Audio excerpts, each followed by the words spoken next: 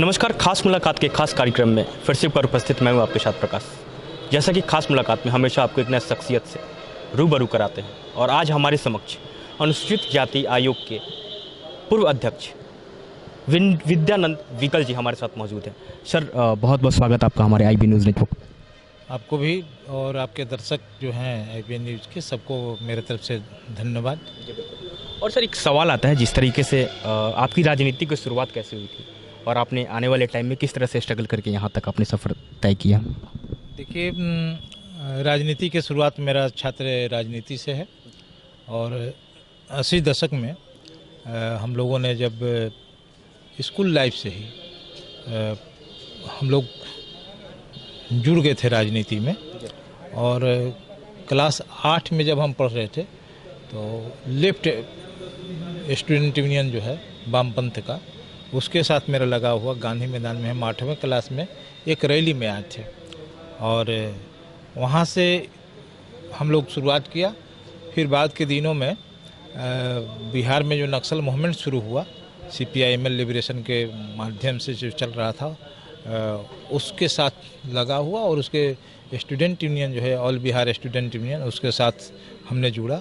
और फिर all Bihar student union के साथ साथ भासु उस समय का सबसे पॉपुलर छात्र संगठन था, बिहार हरिजन आदिवासी स्टूडेंट्स यूनियन, उसके हम जनरल सेक्रेटरी बने। और फिर काम आगे बढ़ते बढ़ते जो है आइसा जो है अभी जो पॉपुलर एक छात्र संगठन है, उसके स्थापना जो सम्मेलन हो रहा था इलाहाबाद में, उसके माने व्यवस्था जो था स्थापना सम्मेलन को, उसके कराने के बाद में फिर हम पॉलिटिकल मोर्चे पर चले गए थे। जी बिल्कुल। और सर, एक बहुत पॉपुलर केस भृगु पासवान नाम की आदमी मर्डर केसेस थी जो कि आरा से थी, तो क्या हुआ था इस केस में? एक बार फिर से हमारी टीम जानना चाहती है। देखिए, मैं आपको बताना चाह रहा हूँ कि हमारा गृह जिला भोजपुर है और भोजपुर के दक्षिणी छोर जहाँ संदेश के नाम से, सहार के नाम से एक वहाँ लेफ्ट मूवमेंट चल रहा था, CPI-ML के बैनर से इंडियन पीपल फ्रंट उस समय था, 90 के आसपास में काफ़ी पॉपुलर था। तो उसका एक सम्मेलन था आरा में, आरा नागरिक परिषदन में, और हम लोग उसके डेलीगेट थे भासु के तरफ से। और हम लोग जुलूस निकाल करके गए थे सहार, संदेश के इलाके में, पीरो के इलाके में। और जब हम लोग वहाँ से आए तो देखा कि भाई आरा में सामंतों ने, वहाँ पर सामंती अपराधियों ने छात्रावास पर, और जो कतिरा कल्याण छात्रावास हॉस्टल नंबर 2 था, वहाँ पर हमला किया था। और हमले में भृगुनाथ पासवान नाम का एक लड़का, जिसके गोली लगने से स्पॉट डेथ हो गई थी, और कुल 7 लोग गंभीर रूप से घायल थे।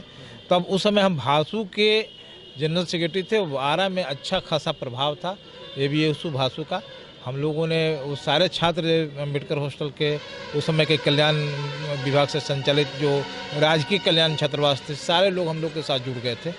तो जैसे ही खबर ये मिली तो हम लोग को बर्दाश्त नहीं हुआ, हमने सीधे छात्रों के, दूसरे हॉस्टल के छात्रों को लेकर के वहाँ पर गए और लाश पुलिस लेकर के अपने कैद में रख ली थी, वहाँ से उठाया हम लोगों ने। और भृगुनाथ पासवान के डेड बॉडी लेकर के पूरा आरा में प्रदर्शन हुआ, जबरदस्त प्रदर्शन हुआ। और दलित छात्रों का ऐसा प्रदर्शन बिहार में कभी नहीं हुआ था। उसका नेतृत्व मैं खुद कर रहा था और उसका परिणाम यह निकला कि हम लोगों ने आगे चल कर के आरा को बंद कर दिया। दशहरा के समय था, 89 के मामला है। दशहरा के 8वीं के दिन पूरा आरा बंद था। पोस्ट ऑफिस जलाए गए, रेलवे के गुमटी जो है वो तोड़ दिया गया, गाड़ी ठप कर दी गई थी। ये सब माने चीज़ें हुई थी। और उस बंद के बाद सारे अपराधी जो गंभीर और माने जिला का अंतर प्रांतीय अपराधी थे, सारे अपराधी पकड़े गए थे और उनको कठोर सजा मिली थी। और सर, उस टाइम आपको शायद कुछ ऐसे जेल की भी शक्ल देखनी पड़ी थी, कुछ उस टाइम ऐसा हुआ था? अरे उस समय तो माने अजब टाइप के माने स्थितियाँ थी और हमको कॉलेज भी छोड़ना पड़ा उस घटना के बाद में। चूँकि उसमें FIR जो बनी थी, उस FIR में जैन कॉलेज के हम स्टूडेंट थे उसमें, जैन कॉलेज के हिंदी के प्रोफेसर थे दीनानाथ सिंह और DN सिंह, वो नेम्ड FIR में उनका नाम आया था। और उसके वजह से कि अब तो हम दायरे में थे, अखबार मीडिया उस समय प्रिंट मीडिया ही थी, लेकिन तस्वीरें तो थी और दीवार पर हर जगह नाम वाम था। तो अब ऐसी स्थिति में कैंपस में कहीं सुरक्षा दिखाई नहीं पड़ रहा था। हॉस्टल भी हमारा असुरक्षित था, कैंपस भी असुरक्षित था। तो हमको फुल टाइमर बनना पड़ा कॉलेज छोड़ करके, और इंडियन पीपल फ्रंट के हम स्टेट कमेटी के मेंबर में बने। और साथ ही साथ 89 का लोकसभा के चुनाव वहाँ पर आईपीएस जीता। उसमें एक बहुत बड़ा भूमिका थी मेरी वो एमपी को जिताने में। और 90 में तो हमको फुलवाड़ी से विधानसभा से आईपीएफ ने टिकट देकर के चुनाव लड़ाया, और वहाँ पर 16 राउंड हम जीते थे लगातार। संजीव प्रसाद टोनी को 16 राउंड में लगातार हराया था, और इसके बाद में वो जीते, हम सेकंड नंबर पर रहे। और सर, जिस तरीके से अनुसूचित जाति जनजाति के आप आयोग के पूर्व अध्यक्ष रह चुके हैं, तो सर बताएंगे जिस तरह से बिहारों में या फिर पूरे इंडिया में दलित की स्थिति जो बनी हुई है, तो कहीं ना कहीं काफ़ी नाजुक है। तो क्या कहेंगे कि सिर्फ आयोग ही बनेगी या फिर दलित समुदाय के लिए कुछ ऐसे धरातल पर कुछ काम भी दिखेगा? देखिए, हम लोग आपको बता रहे हैं कि हम तो बड़े लंबे समय तक लेफ्ट ऑर्गेनाइजेशन के साथ सीपीआईएमएल के साथ काम किए हैं, और सीपीआईएमएल के 90 से लेकर के जितने भी संसदीय दायरे में चुनाव हुआ है, चाहे विधानसभा लोकसभा, तो फुलवाड़ी और फतुहा से मैं चुनाव लड़ा, और उसमें हम आपको बता रहे हैं कि अच्छा खासा वोट हमको हमेशा मिलते रहा। एकदम नगर के आसपास, महानगर के आसपास के इलाका है, और वहाँ पर काउंटेबल वोट लाना 10,000 से ज़्यादा, 15,000 20,000 के आसपास में साधारण बात नहीं है, और उसमें भी लेफ्ट के साथ। तो हम ये वोट आप कह सकते हैं कैसे मिल रहा होगा भाई, आज उसकी स्थिति खराब है। तो हम दलितों के जो सवाल थे, उनके आर्थिक विकास के सवाल, गरिमा के सवाल, मान सम्मान के सवाल, ये सारे सवालों को एक जगह पर लेकर के हम स्ट्रगल कर रहे थे, समझे कि नहीं। और इसके वजह से क्या था कि हमारे प्रति जो है लोग आकर्षित थे, हमारे सुरक्षा में महिलाएं काम कर रही थी। जहाँ कहिए रात में कहिए तो रात में भी हज़ारों की संख्या में निकल जा रही थी, समझे कि नहीं। दिन की तो बात छोड़ दीजिए। तो यह था, तो हम लोग मुद्दा जो था, दलितों का जो मुद्दा था, पहले तो उसको मान सम्मान मिले, गरिमा मिले, इस सवाल को हम पकड़े हुए थे। दूसरा, उनके आर्थिक विकास के जो पहलू था, उस पर जो घर में जरुआ ज़मीन है वहाँ पर उनको कैसे बसा दिया जाए, मिनिमम वेज तो जो था उसको कैसे हम लागू कराएं, इस पहलू पर हम लोग काम कर रहे थे। एजुकेशन पर फोकस था। हम अपने दायरे में पटना जिला के पुनपुन में अर्थ पब्लिक स्कूल में 5 कार्यकर्ताओं के बच्चों का फ्री में हमने शिक्षा, मुफ्त शिक्षा मैंने दिया उन्नत किस्म के। तो इसको हम लोग फोकस कर रहे थे।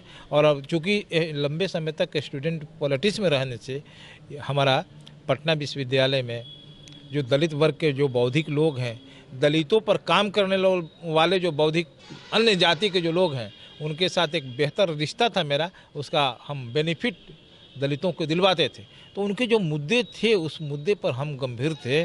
और फिर बाद के दिनों में हमने देखा कि एक ही रफ्तार में काम करने से मैंने दलितों का विकास नहीं होगा। और फिर वहाँ जो पॉलिटिकल पार्टी है सरभरा की बात करती, वहाँ भी एक गैर बराबरी, भेदभाव, ये सब चीज़ जिसका मैं खुद भुक्तभोगी भी रहा।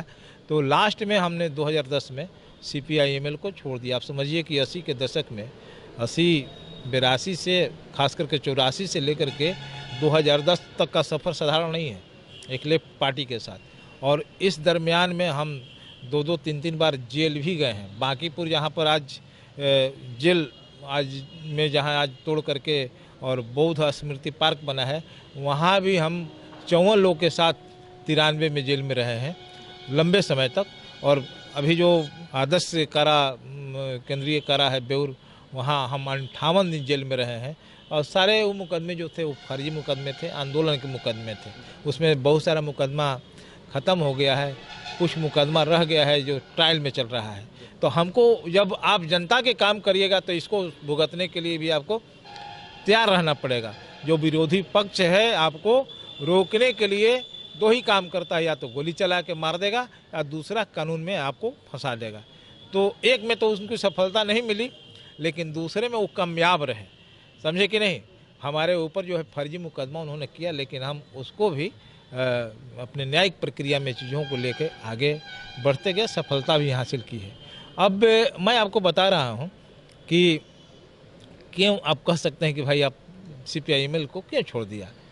तो एक तो गैर बराबरी थी, कई बिंदुओं पर हमारा पॉलिटिकल माने कंट्राडिक्शन भी था, और दूसरा बात यह है कि हम लोग देख रहे थे कि नीतीश कुमार जो हैं, ये पहला आज़ादी के बाद पहला एक मुख्यमंत्री है जो न सिर्फ दलितों की बात कही, उसके विकास के लिए नारा दिया, बल्कि उसके लिए पैकेज बनाया, आर्थिक पैकेज, स्कीम बनाए, नए नए स्कीम, और उसका हम लोग देख रहे थे कि असर पड़ रहा है। तो इसलिए हमने आया यहाँ पर नीतीश जी के साथ। अब हम कुछ एग्जाम्पल आपको देना चाह रहे हैं। जैसे पंचायत राज में जो आरक्षण लागू किया, त्रिस्तरीय पंचायत राज में, यह मामूली बात नहीं है, अपने आप में क्रांति है।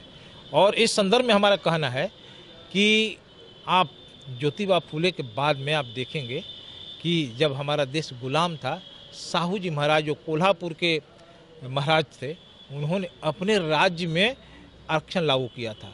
उन्हीं के परिवार के दूसरे जो हुए सियाजी गैडक्यार, उन्होंने फेलोशिप जारी किया, और उस फेलोशिप को लेकर के बाबा साहब अम्बेडकर जो है विदेश में जाकर उच्चतर शिक्षा माने हासिल करते हैं। अगर वो आरक्षण नहीं होता वहाँ पर उस रियासत में साहू जी महाराज के, और फिर अगर उनको फेलोशिप नहीं मिला होता, तो बाबा साहेब को इस रूप में कोई नहीं जानता। तो उन्होंने पॉजिटिव डायरेक्शन में उसको इस्तेमाल किया बाबा साहेब। तो पहला आरक्षण देने वाला देश के अंदर कोई है तो साहू जी महाराज हैं, और दूसरा जो संवैधानिक आरक्षण अगर दिया आज़ादी के बाद तो डॉक्टर भीमराव अम्बेडकर। लेकिन पंचायत में आरक्षण की बात राज्यों पर छोड़ दी गई थी संविधान के दायरे में।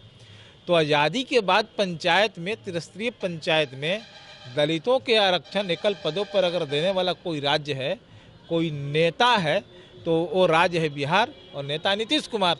इसका व्यापक असर और प्रभाव मैंने बिहार पर पड़ा। पहले तो ये जान लीजिए पहचान बनी। दूसरा हम लोग देखें कि भाई जो हमारे पास तो दलित लोग थे ही, एक डिमांड उठ रहा था दलितों के भीतर से कि भाई जो कमज़ोर दलित है उसके लिए कुछ अलग से काम हो। तो उन्होंने उस मोर्चे पर महादलित आयोग का गठन करके शिनाख्त किया, और उसके लिए महादलित मिशन बना करके वो पैकेज दिया। उसमें आप देखेंगे कि लगभग 40,000 लोगों को रोज़गार मिला सीधे तौर पर। उसमें 9,553 जो हैं वो विकास मित्र हैं, और 20,000 से ज़्यादा जो है टोला सेवक हैं, जिनको आज 10,000 और 8,000 के करीब वेतनमान मिलता है। फिर ममता, आशा वगैरह इस सारा चीज़ें एकदम मिली, और बहुत सारा जो आर्थिक डेवलपमेंट का काम है वो शुरू हुआ।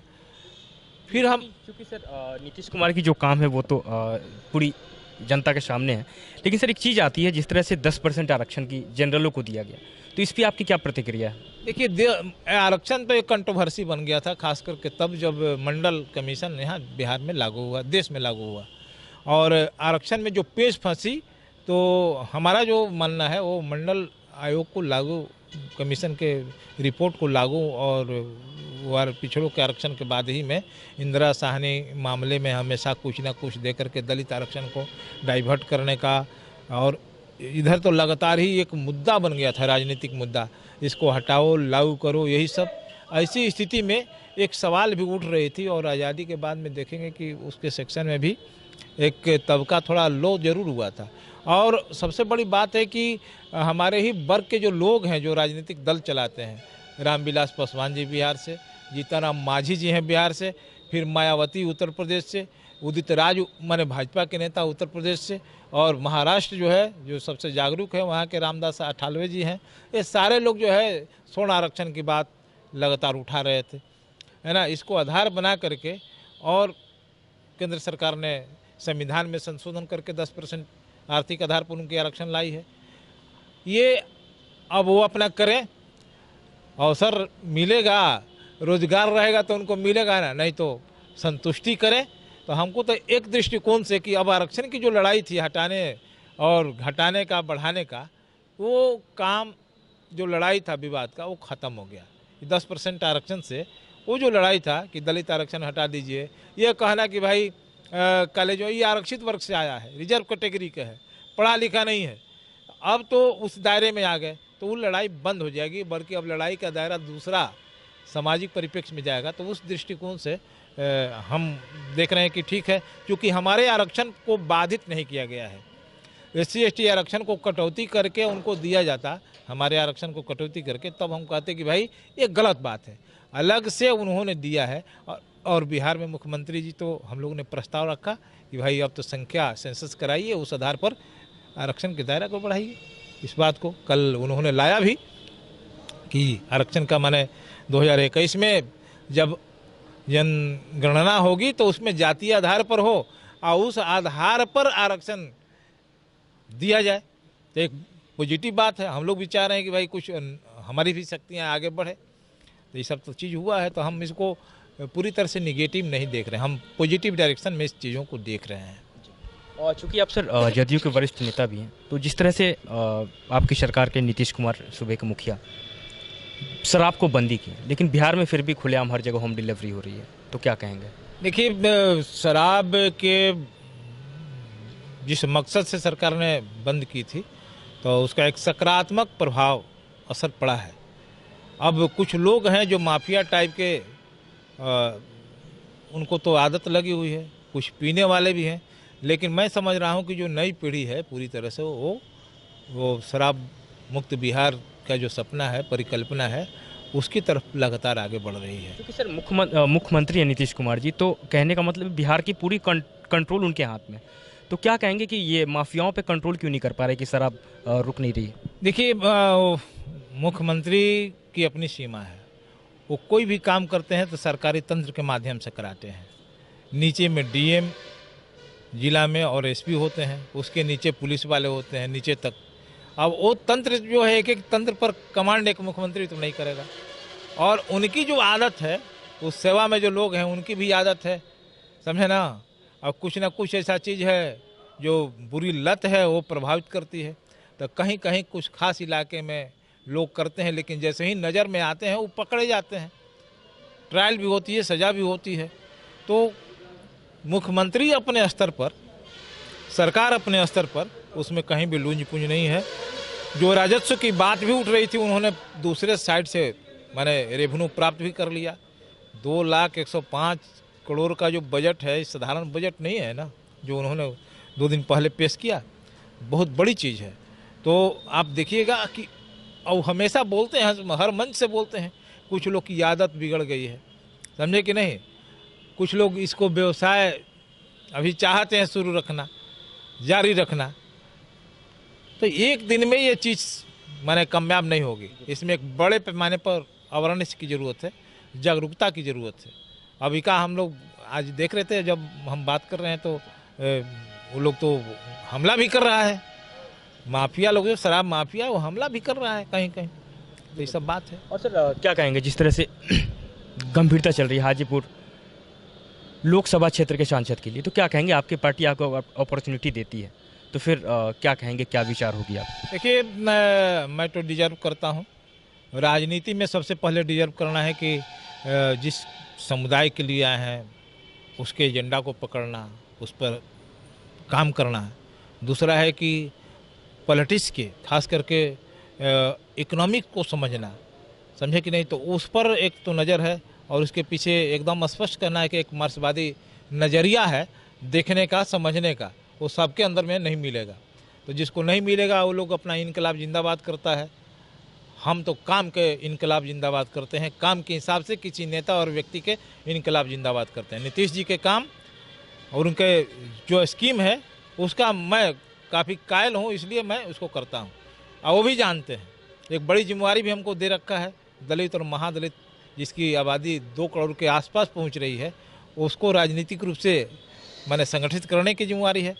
तो ये साधारण बात नहीं है, वो सबको नहीं दे सकते हैं।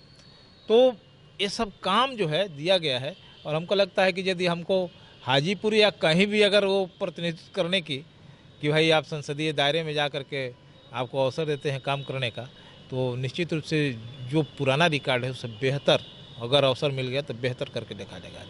जी बिल्कुल सर, चलते चलते किस तरह का मैसेज होगा बिहार वासियों के लिए? देखिए, मैसेज बिहार और देश के लिए मैं देना चाह रहा हूँ कि जो दलितों का जो सवाल है, जो मुद्दा है उसके विकास के लेकर के, तो उस क्षेत्र में एक तो आर्थिक विकास के लिए एक पैकेज आ रहे हैं। बिहार सरकार ने बहुत कुछ काम किया है।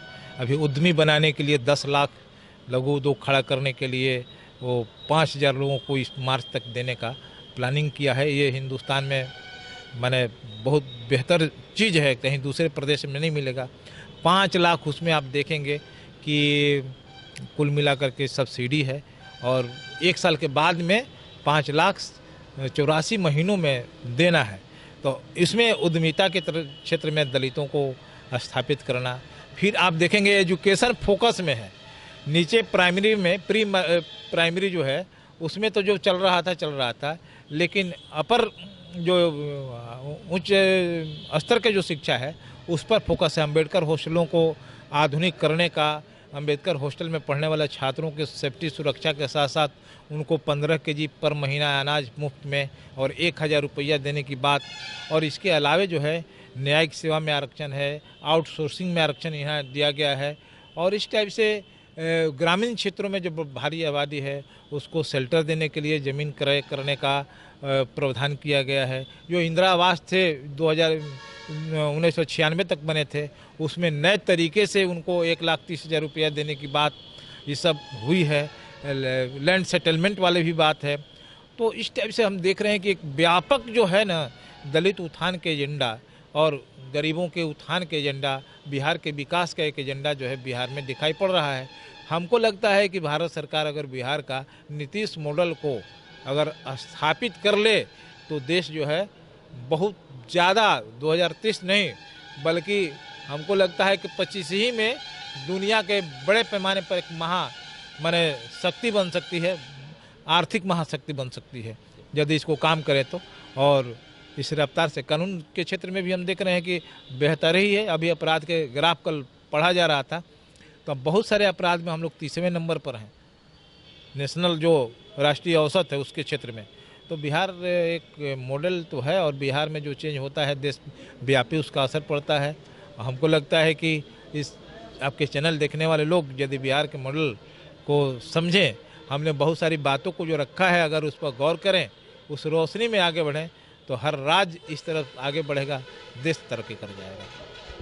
सर बहुत बहुत धन्यवाद आपको हमारे चैनल पर टाइम देने के लिए। और जैसे कि आपने देखा हमारे साथ बने हुए थे अनुसूचित जाति प्रकोष्ठ के पूर्व अध्यक्ष विद्यानंद विकल जी। ऐसी ही शख्सियत से आपको रूबरू कराते रहेंगे। कैमरा पर्सन दिनेश राज के साथ प्रकाश, IBA न्यूज़ नेटवर्क, हाजीपुर।